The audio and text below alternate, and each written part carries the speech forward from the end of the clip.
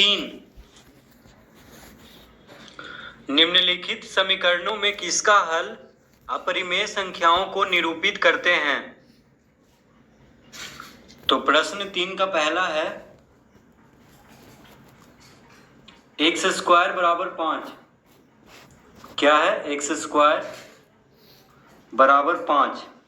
तो x बराबर कितना हो जाएगा? अतः x बराबर हो जाएगा √5।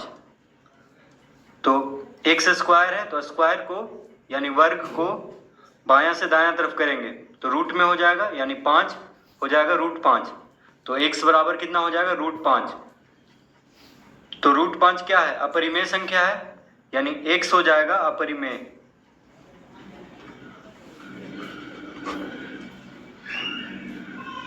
तो x बराबर क्या हो जाएगा? अपरिमेय।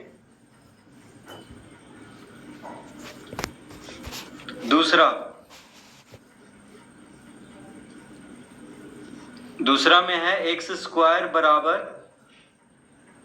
16/9। अतः x बराबर हो जाएगा √16/9। तो 16 का वर्गमूल क्या होगा?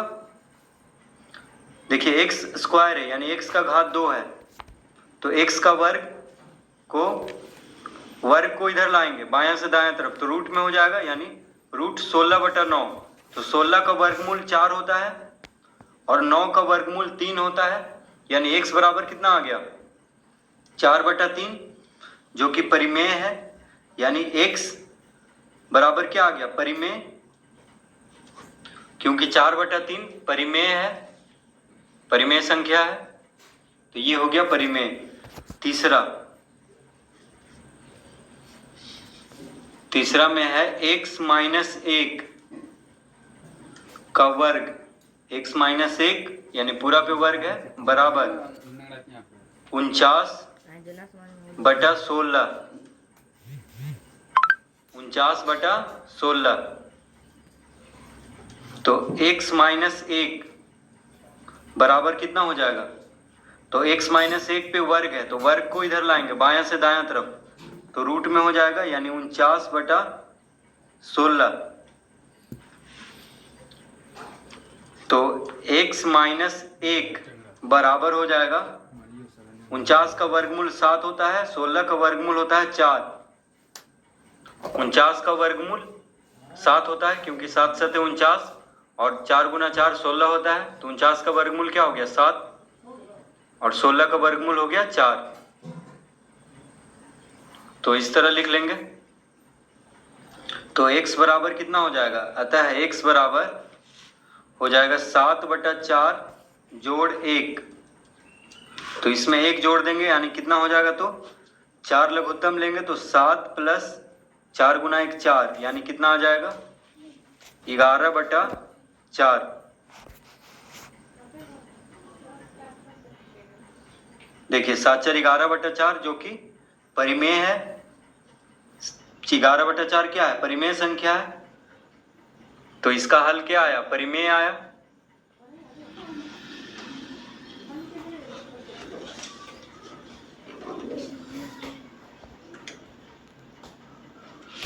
तो तीसरा का हल आ गया परिमेय।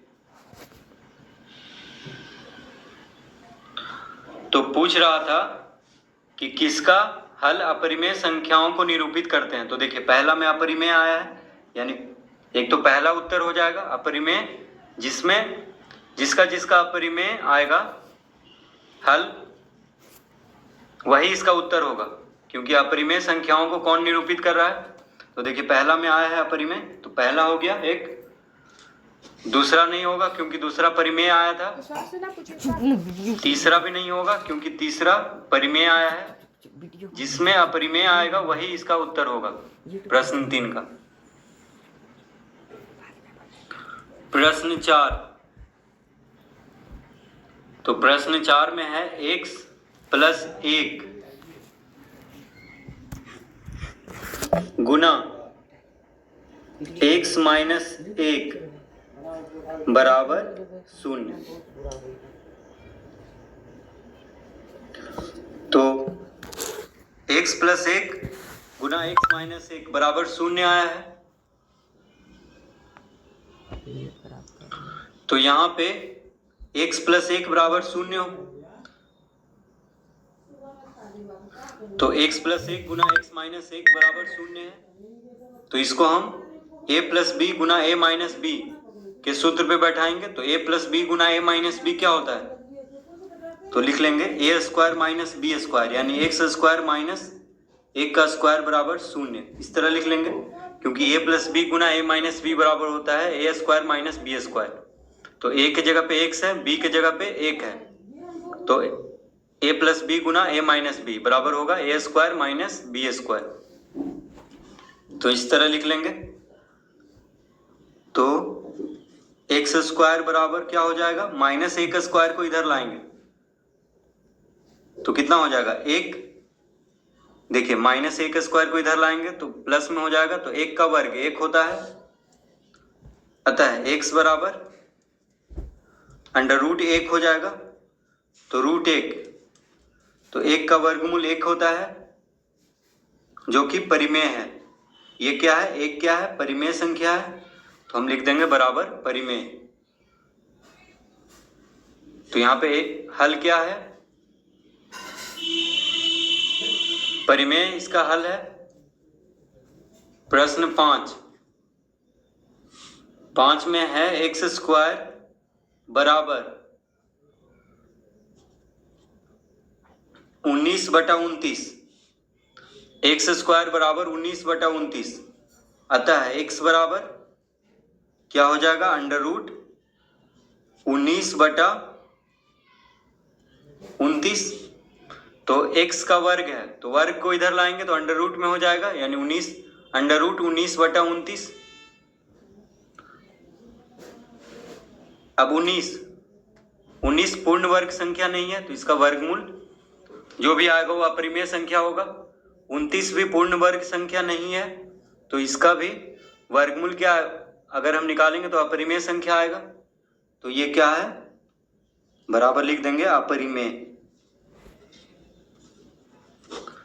तो एक तो प्रश्न 3 में पहला आया था और 5वां, अपरिमेय जो जो आएगा उसी को टिक लगा देना है, यानी पहला और 5वां इसका उत्तर होगा। दोनों में अपरिमेय आया है, पहला में भी अपरिमेय आया था और 5वां में भी।